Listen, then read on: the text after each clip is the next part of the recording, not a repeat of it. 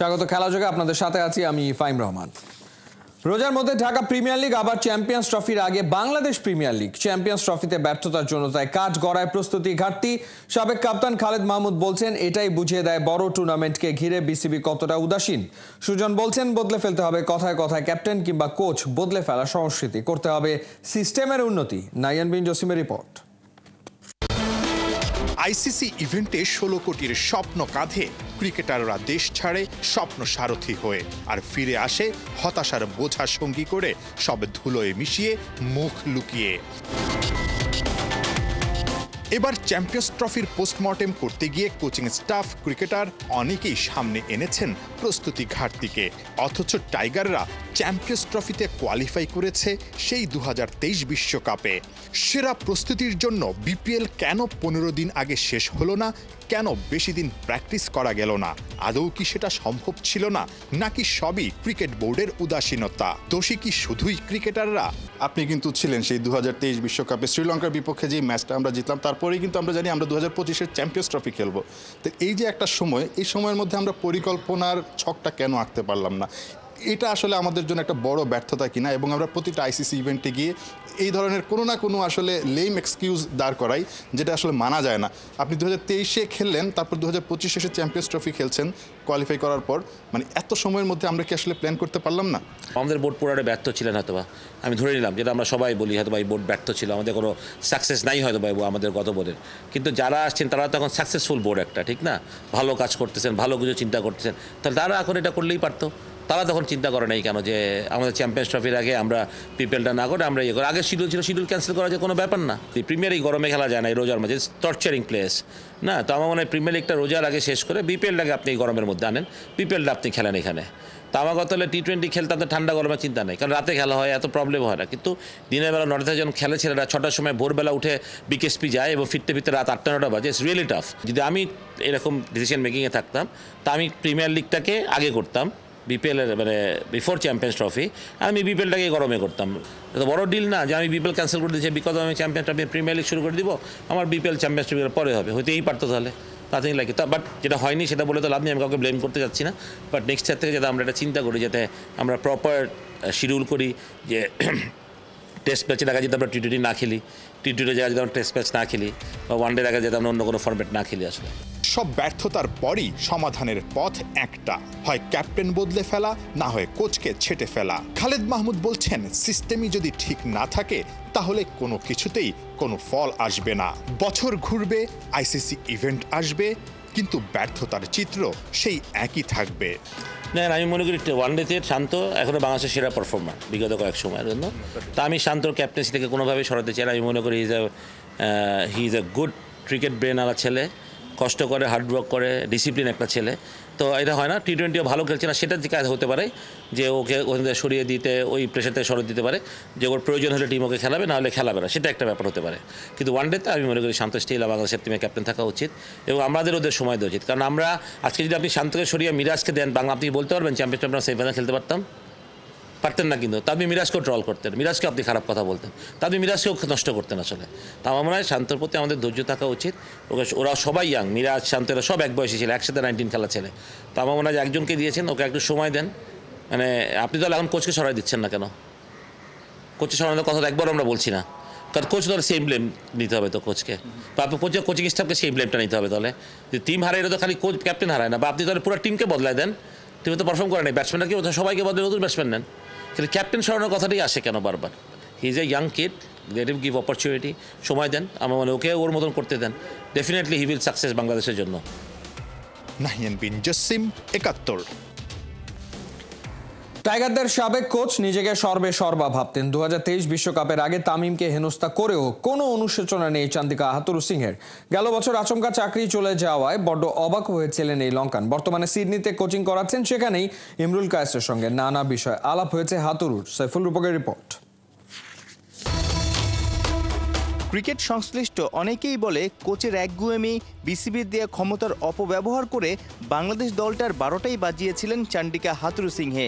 টাইগারদের head coach হিসেবে 2 মেয়াদেই সাফল্য ব্যর্থতার সঙ্গে অফ দ্য ফিল্ডের নানা ইস্যুতে সমালোচিতও হয়েছিলেন। অ্যাগ্রেসিভ এই লঙ্কান বর্তমানে কাজ করছেন সিডনিতে। সপ্তাহ 2 আগেই দেখা হয়েছিল ইমরুল কায়েসের সঙ্গে। হাতুর সাথে আমার দেখা হলো, ও একটা ছেলেকে ট্রেনিং করাচ্ছিল। আমি ওকে বললাম যে বাংলাদেশে কি হয়েছিল না হয়েছিল, বাংলাদেশের ক্রিকেটটা কি করতে পারতাম না পারতাম। একা আধিপত্য করতে চেয়েছো ন্যাশনাল টিম, এটা কেন? মানে তুমি সবার কাছে প্রশ্নবিদ্ধ হয়ে গেছিলে কেন? তো বলছে দেখো একটা টিম, আমি যা কিছু করার চেষ্টা করেছি আমি বাংলাদেশ টিমের জন্য, আমি আমার পার্সোনাল কোনো কিছুর জন্য করতে চাই নাই। আমি চাইছি যে টিমটা রেজাল্ট করুক। আমি বলছি যে হ্যাঁ রেজাল্ট করুক, সবই ঠিক আছে, বাট একটা জিনিস হচ্ছে যে সব কিছু তো একটা মানে লিমিটেশনের ভেতরে থেকে করা। আমার ওপেন ডিসকাস হয়েছে যে তুমি এরে বাদ দিচ্ছ, ওরে বাদ দিচ্ছ, এই জিনিসগুলো তো মানুষ ভালোভাবে নেয় নাই। তো যে জিনিসগুলো তো আমাদের দেশে ক্রিকেট অনেক ক্ষতি করে দিচ্ছে। তো বলছে যে জানি না কারোর কোনো পার্সোনাল ক্ষতি হয়েছে কি না হয়েছে, বাট আমি চেষ্টা করছি বাংলাদেশ ক্রিকেটে ডেভেলপ করা। হাতুর কোন ডিসিশনটা আপনার মনে হয়েছে যে না হলেই ভালো হতো, বাংলাদেশের জন্য ভালো হতো যদি এই ডিসিশনটা সে না নিত? প্রথমত আসার পরে কিছু সিনিয়র প্লেয়ারদেরকে নিয়ে তো তার কথা হয়েছে যে আমি মানে একে বাদ দিতে হবে, ওকে বাদ দিতে হবে। মুশফিককে কিপিং ছাড়াইছিল, তামিমকে বা ওয়ার্ল্ড কাপে যাওয়ার আগে ড্রপ করাইছি। ও যে জিনিসটা চাইতো, ও একাই সব কিছু ডমিনেট করতে চাইতো যে আমি এটা দায়িত্বে আছে, আমি এখানকার বস, আমি যা করব তাই হবে। এই যে বসই ছিল, বাট ও চাইতো যে আমি এই দেশের সমস্ত কিছু আমি পরিবর্তন করে দেবো ক্রিকেটের। হাতুরু কোচ হিসেবে কেমন ছিলেন, পজিটিভ নেগেটিভ? টেকনিক্যালি ওয়াইজ, ওর খেলার যত প্ল্যান ওয়াইজ, এগুলো ওর কাছ থেকে অনেক কিছু নেওয়ার আছে। হ্যাঁ, এটা বলতে পারেন যে টিম কোচ হিসাবে সে কেমন। টিম কোচ হিসাবে সে একটু মানে শর্ট টেম্পার, সে সব কিছুতেই সহজেই রেগে যায়, যেটা অনেকে পছন্দ করে অনেকে পছন্দ করে না। এটা টিমের জন্য হয়তো একটা খারাপ ইম্প্যাক্ট পড়ে এবং আমাদের দেশে পড়েছে। হাতুরুর প্রথম মেয়াদে ঘরের মাঠে ইংল্যান্ড অস্ট্রেলিয়াকে টেস্টে হারিয়েছিল টাইগাররা। ওয়ানডেতেও এসেছিল বেশ সাফল্য। দ্বিতীয় টার্মে গেল বছর পাকিস্তানের টেস্ট সিরিজ জয়। এরপরই আচমকা চাকরি হারালেন এই লঙ্কান। অ্যাজ এ কোচ হিসাবে তার বিদায় তো সে অবশ্যই মনে হয় যে তার অ্যাচিভমেন্ট ভালোভাবে নিয়ে গেছে, কিন্তু আমার মনে হয় যে আমাদের দেশে ক্রিকেটে কালচারটা একটু এই জিনিসটা চেঞ্জ হওয়া উচিত। আমি পছন্দ করি বা না করি, যেই হোক না কেন, সে ক্যাপ্টেন হোক বা এক্স প্লেয়ার হোক বা এক্স কোচ হোক, যেই হোক না কেন, তাকে আমরা ভালোভাবে একটা ফেয়ারওয়েল দেওয়া উচিত। আমাদের দেশে কেন কোচ আসতে চায় না জানেন? এই যখন কোচগুলো যায়, যে তারা একটা ফিডব্যাক দেয়, তারা কিন্তু অন্য দেশের কোচটা কিন্তু ওই কোচকে জিজ্ঞেস করে আসার আগে যে এই দেশে ম্যানেজমেন্ট কেমন, এখানকার বোর্ড কেমন, ওরা একটা বাজে রিভিউ দিয়ে দেয়। সাইফুল রূপক, 71। চ্যাম্পিয়ন্স ট্রফির সেমিফাইনালে ম্যাচ চলাকালীন এনার্জি ড্রিঙ্ক পান করে বিপাকে ভারতীয় পেসার মোহাম্মদ শামি। রোজার মাসে কেন তিনি পানি পান করলেন তা নিয়ে ভারতে চলছে পক্ষে বিপক্ষে ব্যাপক আলোচনা। অবশ্য ফাইনালের আগে শামির পাশে দাঁড়িয়েছে তার শৈশবের কোচ থেকে শুরু করে পরিবার এবং উত্তরপ্রদেশের রাজনীতিবিদরা। বিস্তারিত পার্থবণিকের রিপোর্টে।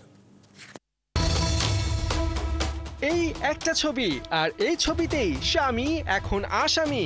অস্ট্রেলিয়ার বিপক্ষে চ্যাম্পিয়ন্স ট্রফির সেমিফাইনালে মোহাম্মদ শামির এনার্জি ড্রিঙ্কস পান করার ঘটনায় এখন তোলপাড় চলছে ভারতে।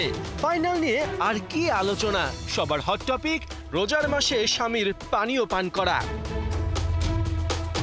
এই ঘটনায় রীতিমতো মোহাম্মদ শামিকে ক্রিমিনাল আখ্যা দিয়েছেন অল ইন্ডিয়া মুসলিম জামাতের প্রেসিডেন্ট মৌলানা শাহাবুদ্দিন রাজভি বেরেলভি। ভারতীয় গণমাধ্যম ANI নিউজকে দেয়া সাক্ষাৎকারে মৌলানা জানান, রোজা না রেখে শামি অপরাধ করেছে।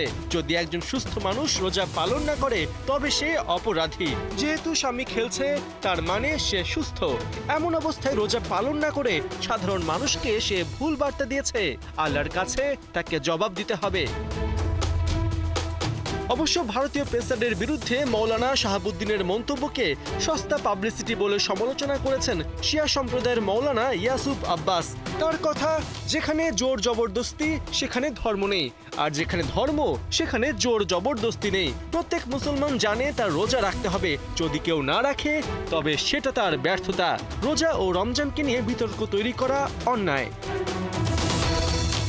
এদিকে ভিন্ন ব্যাখ্যা দিয়েছেন অল ইন্ডিয়া মুসলিম পার্সোনাল ল বোর্ডের মৌলানা খালিদ রাশিদ ফারানজি মাহলি। তার মন্তব্য, কোরআনে আল্লাহ বলেছেন একজন মানুষ যদি ভ্রমণ অথবা অসুস্থ থাকে তবে সে রোজা নাও রাখতে পারে।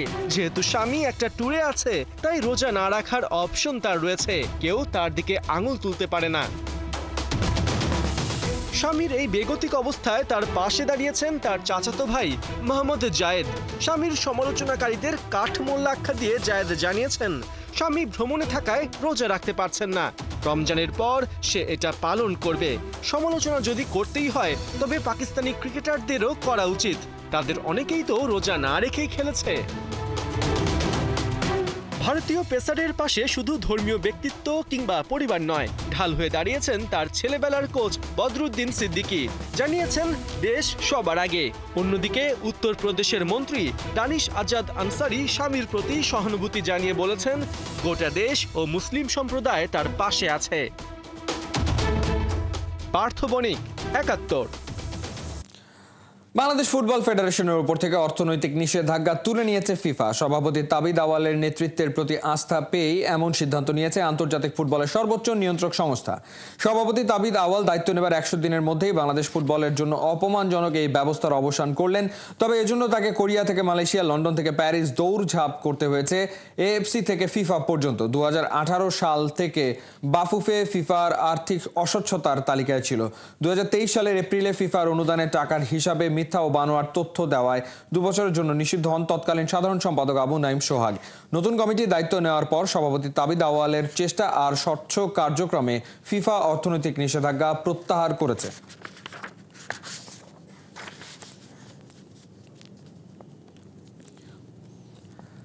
ভারতের বিপক্ষে ম্যাচ মানে উত্তেজনা, এর সঙ্গে আবার অবসর ভেঙে দলে ফিরেছেন তারকা ফুটবলার সুনীল ছেত্রী। দুয়ে মিলে উত্তেজনার পারদ হয়েছে দ্বিগুণ। তবে তাতে ভয় পাওয়ার কিছু নেই, ম্যাচটা আরো রোমাঞ্চিত ও উপভোগ্য হবে বলে মনে করছেন হাভিয়ার কাবরেরার শিষ্যরা। মাহমুদুল হাসান সজীবের রিপোর্ট। সুনীল ছেত্রী আসছেন এমন খবরে জিমে ঘাম ছুটে একাকার বাংলাদেশের ফুটবলারদের। এই দৃশ্য দিয়ে অনায়াসে এমন সংবাদ করতেই পারে ভারতীয় গণমাধ্যম, কিন্তু বাস্তবতা হলো হামজা চৌধুরী, ফাহমিদুল ইসলামের আসার খবর শুনেই 40 বছর বয়সী ফুটবলারকে স্কোয়াডে যুক্ত করেছে ভারত। এশিয়ান কাপকে সামনে রেখে সৌদিতে কঠোর অনুশীলনে জামাল বাহিনী। লক্ষ্য তাইফে বসেই ভারত বধের নকশা আঁকা। ওদিকে লাল সবুজদের ডেরায় ইউরোপের 2 ফুটবলার যুক্ত হওয়ায় দিশেহারা টিম ইন্ডিয়া। শিলংয়ে বাংলাদেশের বিপক্ষে খেলার আগে প্রস্তুতি হিসেবে মালদ্বীপের সঙ্গে ম্যাচ খেলার পরিকল্পনা করছে স্বাগতিকেরা। তার চাইতে বড় খবর, বাংলার সঙ্গে টেক্কা দিতে অবসর নেওয়া ফুটবলারকেও ফিরিয়ে এনেছে তারা। তবে কি ছেত্রীর আসার খবরে ভয়ে কাবু বাংলা? সুনীল ছেত্রীর সাথে আগেও আমরা অনেকবার ম্যাচ খেলেছি, তো আমাদের এক্সপিরিয়েন্স আছে ওর সাথে, ওর এগেনস্টে ম্যাচ খেলার। তো আমাদের জন্য এটা not big problem, it's normal for us. আর অফকোর্স সুনীল ছেত্রী অনেক ভালো প্লেয়ার, ওর সাথে ম্যাচ খেলতে পারলে আমাদেরও অনেক ভালো হবে। সাদের মতো একই মানসিকতা কোচ হাভিয়ার কাবরেরার। দলের দায়িত্ব নেয়ার পর এখনো ভারতের মুখোমুখি হননি এই স্প্যানিশ। অন্যদিকে ছেত্রীও আসছেন, তাতে অবশ্য পরিকল্পনার পরিবর্তন হচ্ছে না বলে জানিয়েছেন Cabrera. Nothing changes for us. We keep focusing on our preparations, on ourselves especially. We know that it's going to be mostly about how good we are able to perform. Obviously, Sunil, all of us know him. He's doing a very good season with Bengaluru also, so it's actually normal. এদিকে কাবরেরার মতো 2023 সালে অভিষেক হওয়া শেখ মোরসালিনও প্রতিপক্ষ হিসেবে ভারতকে পাননি। তিনিও মুখিয়ে আছেন ম্যাচটা খেলার জন্য। এভাবেও আমাদের ম্যাচটা জিততে হবে, কারণ আমরা ওদের আগে আমরা ট্রেনিং স্টার্ট করছি, সবকিছু আমাদের অ্যাডভান্টেজে আছে। আর সে আসছে অবশ্যই ভালো হয়েছে, আমাদের হয়তো না থাকলে আমাদের অসম্পূর্ণ থেকে যেত। তো আশা করতেছি ভালো ম্যাচ হবে। শুক্রবার তায়েফে সকালে জিম সেশন করে জামাল তপুরা। শনিবার কথা রয়েছে সুদানের সঙ্গে প্রস্তুতি ম্যাচ খেলার। এদিকে ভিসার জটিলতা শেষে দলের সঙ্গে যোগ দিয়েছেন ডিফেন্ডার রহমত মিয়া। মাহমুদুল হাসান সজীব, ৭১। টানা 2 ম্যাচে লিওনেল মেসিকে ছাড়াই খেলেছে ইন্টার মায়ামি। মহাতারকাকে না খেলানো নিয়ে তৈরি হয়েছে ধোঁয়াশা। তবে কি ইনজুরিতে ভুগছেন মেসি, নাকি মেসি নিজেই বেছে বেছে ম্যাচ খেলছেন? কারণ এই মুহূর্তে বড় ইনজুরি তার 2026 বিশ্বকাপে খেলার স্বপ্ন ভেঙে দিতে পারে। রহমান বেয়ারের রিপোর্ট। লিওনেল মেসি স্বপ্নের ফেরিওয়ালা, ছায়ার মতো পিছু নেয় ডিফেন্ডাররা, তবু হার মানে ওরা। মহাতারকার বাঁ পায়ের আঁকিবুকি যেন এক চিত্রকলা, সেখানেই লেখা হয় ফুটবল শিল্পের মহাকাব্য গাথা। মেসির কাঁধে চেপেই 2026 বিশ্বকাপে শ্রেষ্ঠত্ব ধরে রাখতে চায় আর্জেন্টিনা। তবে 2022 বিশ্বকাপের পর থেকেই চোট মেসির পিছু ছাড়ছে না, যে কারণে আর্জেন্টিনার অনেক ম্যাচে তাকে যায়নি দেখা। ইন্টার মায়ামির হয়ে নতুন মৌসুমের শুরুতেও তার দলে না থাকা আর চোট শঙ্কা। 2026 বিশ্বকাপ সামনে রেখে এ সময় মেসির চোট মোটেই নয় আর্জেন্টিনার জন্য ভালো বার্তা। চলতি মাসেই বিশ্বকাপ বাছাইয়ে 2টি ম্যাচ খেলবে আর্জেন্টিনা। 22 মার্চ আর্জেন্টিনার প্রতিপক্ষ উরুগুয়ে আর 26 মার্চ ব্রাজিলের মুখোমুখি হবে আলবিসেলেস্তেরা। টানা 2 ম্যাচে ইন্টার মায়ামির হয়ে খেলেননি Messi. মায়ামির Argentine coach Javier Mascherano অবশ্য জানিয়েছেন, মেসির চিকিৎসক যা বলছেন সেটাই আমি মেনে চলছি। চিকিৎসক বলেছেন তার কোনো চোট নেই, 6 দিনে 3 ম্যাচ খেলে সে ক্লান্ত। মেসি পাখির চোখ করেছেন 2026 বিশ্বকাপকে। হাতে সব মিলিয়ে 1 বছর 3 মাসের মতো সময় আছে। এই মুহূর্তে বড় ইনজুরি মেসির শেষ বিশ্বকাপে খেলার স্বপ্নটাকেই ভেঙে দিতে পারে। সব ম্যাচ খেলানোর পরিবর্তে আর্জেন্টাইন তারকাকে হিসাব করে মাঠে নামানোর কৌশল বেছে নেওয়া হয়েছে। একের পর এক ট্রফি, শত জয়, তবু কি শেষ গল্পটা? মেসি ফুটবল মহাকাব্যের কবিতা, ফুটবলের মহাকাশ, তার নামেই আর্জেন্টিনার আকাশী নীল আকাশ। ফ্যানদের প্রত্যাশা মেসি খেলে যাবেন অবিরাম, স্বপ্নের সেই জাদুতে কালের সীমানা পেরিয়ে থাকবে চিরদিন হৃদয়ে মনে। রহমান পেয়ার, 71। এ ছিল এই মুহূর্তের খেলাযোগে সরাসরি সংবাদ অনুষ্ঠান দেখতে চোখ রাখুন 71-এর ফেসবুক পেজে এবং সাবস্ক্রাইব করুন 71-এর ইউটিউব চ্যানেলে। 71-এর সাথেই থাকুন।